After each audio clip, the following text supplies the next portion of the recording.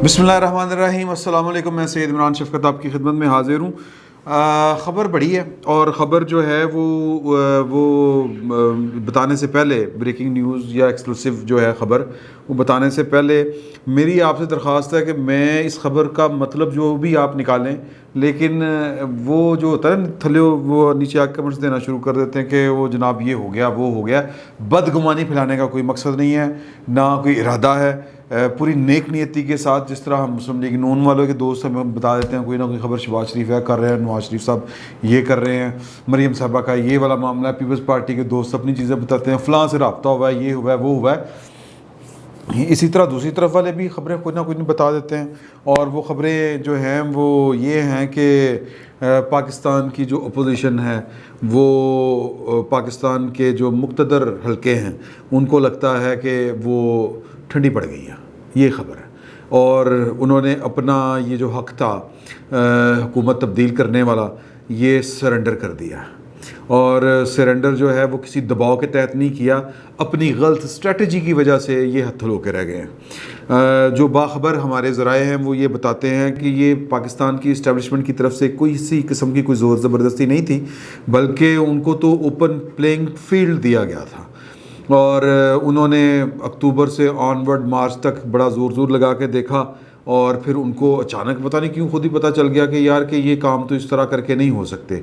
और फिर उसके बाद ख़ुद शाहिद खान अब्बासी साहब ने भी कह दिया कि इन हाउस चेंज जो है वो इस्टेब्लिशमेंट की मदद के बग़ैर मुमकिन नहीं है। और फिर जब बातें खुला के होना शुरू हुई तो जो बाखबर ज़राए हैं हमारे, वो ये कहते हैं कि जी कि देखें, बात ये है कि स्ट्रैटेजी का मसला होता है। स्ट्रैटेजी जब आप एक जो वाइटल रोल प्ले करने वाला एक एलिमेंट होता है, उस पर जब आप बेजात तनकीद शुरू कर दें तो फिर मामलात उस तरह से नहीं तय पाते। मतलब जब आपने कुछ हलकों को, मुक़्तदर हलकों को टारगेट करना शुरू कर दिया, तो फिर वो हलके जो थे उन्होंने कहा कि जी ठीक है, हम साइड पे बैठे हैं, आप जाने वो जाने, नो प्रॉब्लम, कर लें। वो जो मरीम साहबा कहती हैं कि जी कि आप इमरान खान और अवाम के दरमियान से निकल जाएं, वो कहते हैं हम तो निकले हुए हैं। मतलब किस तरह निकलें? हम अपने जो क्या कह लें कि जो एक दस्तूरी रोल है हम उस तक महदूद हैं, तो फिर उसके बावजूद मतलब कौन आता है सलामी करने, उधर लाने लगाता है। तो बहरहाल वो कहते हैं कि जी के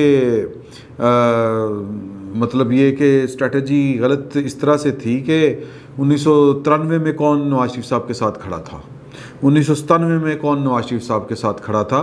तो अब आप अपनी जो कह लें कि मिस अंडरस्टैंडिंग और मिस कैलकुलेशन का अगर आप किसी और फ्रीक को ज़िम्मेदार ठहराएंगे तो फिर आपको अकेले खेलना पड़ेगा। खेलें, हम तो साइड पे हैं। मतलब बाखबर ज़राए जो हमारे बताते हैं कि वो कहते हैं कि हमारा कोई लेना देना नहीं, हमारा कोई तल्लक वास्ता नहीं है, ये आपस की इनके मामलात हैं, और इनकी आपस की जो है तू तकरार, गलत स्ट्रेटजी, उनकी वजह से ये जो है साइड पे होके लाइन में बैठ गए हैं, या कह लें कि दूसरे अल्फाज में सरेंडर कर गए हैं। और पाकिस्तान की इस्टेब्लिशमेंट का ये ख्याल है बाखबर ज़राए के मुताबिक कि मतलब हमारी तरफ से ना तो कोई सहूलत थी और ना ही कोई रुकावट थी।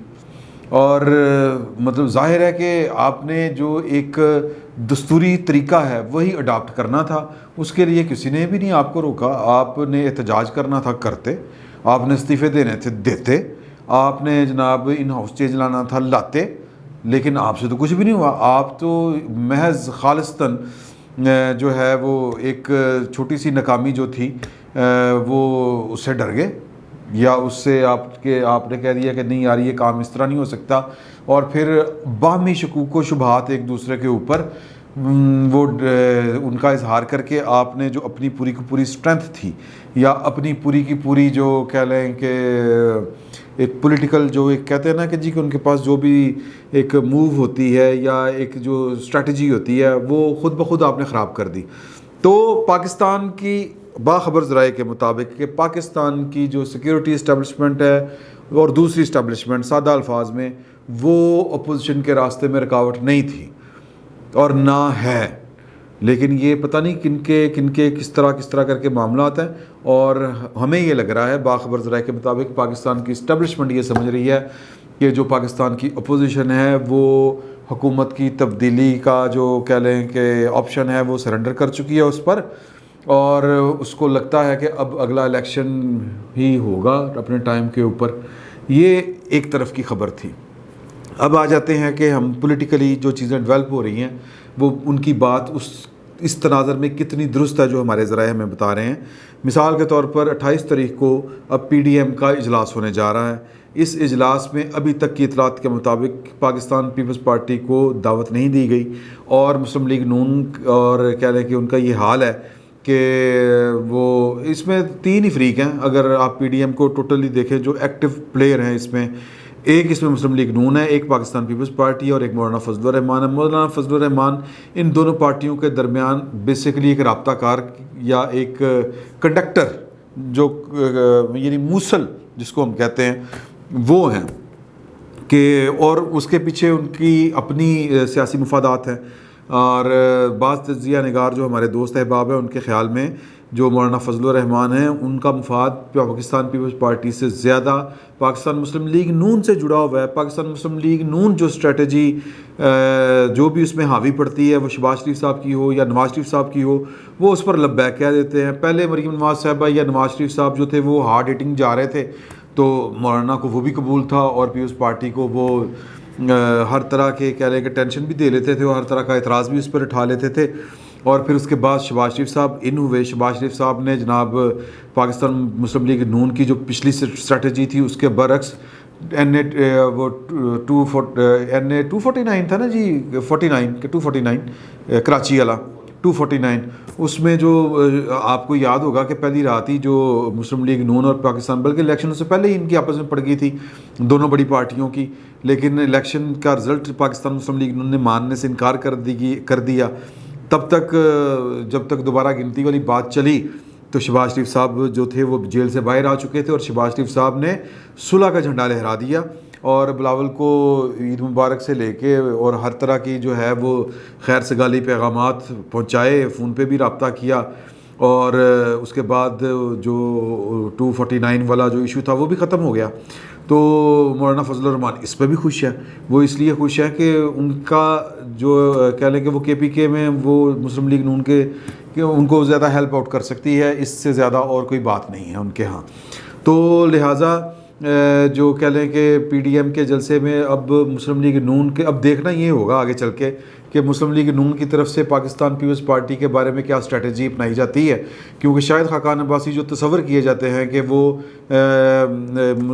نواز شریف صاحب کے نیریٹو کے ساتھ کھڑے ہیں، وہ تو کہہ رہے ہیں کہ جی، اور خود نواز شریف صاحب بھی پیپلز پارٹی کر گئی سودا، یہ ہو گیا وہ ہو گیا. تو لہٰذا انہی الزامات کی وجہ سے پی ڈی ایم غیر مؤثر ہوئی تھی. پی ڈی ایم غیر مؤثر اب بھی اس کو دعوت نہیں دی جا رہی. اگر شہباز شریف صاحب کا ہولڈ زیادہ مضبوط ہوتا ہے اپنی پارٹی کے اوپر اور پی ڈی ایم ان کے اشاروں پر چلنا شروع ہوتی ہے یا ان کی اسٹریٹجی کے مطابق، پھر تو بات اور ہوگی آگے چل کر. لیکن فی الوقت تو اس طرح کی بات نہیں ہے. تو یوں سمجھیں کہ پاکستان مسلم لیگ نون کی وجہ سے یا ان کی جو انٹرنل پالیٹکس کی وجہ سے جو معاملہ ہے اس کا پی ڈی ایم کا وہ ان ایفیشینٹ ہو گئی یا ان ایکٹیو ہو گئی، غیر مؤثر ہو گئی. اور اس کا فائدہ ظاہر ہے کہ عمران خان صاحب کو ہے. اور عمران خان صاحب کو اگر کوئی فائدہ ہو رہا ہے، اور عمران خان صاحب جن کے ساتھ اس وقت متھا لگا کے بیٹھے ہوئے ہیں، جن کو اس وقت کہہ لیں کہ اپوزیشن کا سرنڈر کرنا میرا خیال ہے کہ ان کو بہت اچھا نہیں لگ رہا ہوگا کہ وہ اپنے ایک حق سے اپوزیشن جو ہے وہ دستبردار ہو گئی ہے اور ٹھنڈی پڑ گئی ہے، ان کو مطلب مایوسی ہے دوسرے الفاظ میں. تو اب صورتحال یہ بن رہی ہے کہ اس ساری صورتحال سے عمران خان صاحب جو ہیں کیا خوبصورتی سے جو کہیں گے بچ کے نکل گئے ہیں. ان کی گڈ لک یا کہہ لیں کہ ان کی اسٹریٹجی یا ان کی پالیسی کہ وہ ایک وقت میں اپنے ہر جو ایک تو سیاسی مخالف اور بعض مرتبہ بعض جگہ پر اپنے ہی حلیفوں، وہ ان کے جو سپورٹر وہ سیاسی جماعتوں میں ہوں یا کہیں پہ بھی ہوں، ان کو وہ ٹیز کر رہے ہیں. مطلب کہہ رہے ہیں مجھے پتہ ہے شہباز شریف نے کنے کਢਾیا ہے، ان کو پتہ ہے کہ اس وقت پاکستان کی مقتدر قوتیں کس کے ساتھ کیا کھیل کھیل رہی ہیں.